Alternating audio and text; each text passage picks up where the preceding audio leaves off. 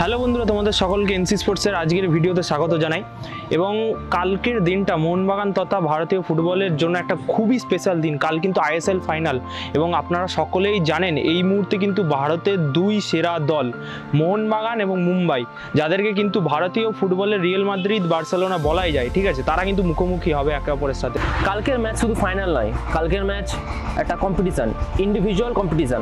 মুম্বাই এবং মোহনবাগান এই দুই দলেই কিন্তু এই মুহূর্তে ভারতীয় ফুটবলের সেরা ফুটবলাররা খেলে।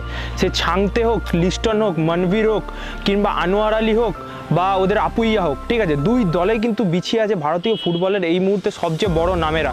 এবং মোহনবাগান বনাম মুম্বাই মানেই তো সেরার সেরা লড়াই, সেরা লেফট ব্যাক বনাম সেরা লেফট ব্যাক, সেরা মিডফিল্ডার ভার্সেস সেরা মিডফিল্ডার, সেরা স্ট্রাইকার ভার্সেস সেরা স্ট্রাইকার।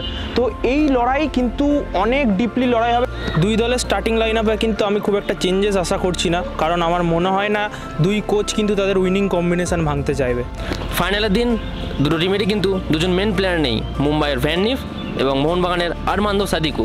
এবং আমি ব্যক্তিগত আরমান্দো সাদিকুর একজন অনেক বড় ফ্যান, কারণ কেরালার ঘরের মাঠে কেরালাকে চুপ করিয়ে দিয়ে এসেছিল। তো দেখা যাক ফাইনালে মোহনবাগান সাদিকু বিনা কী করে।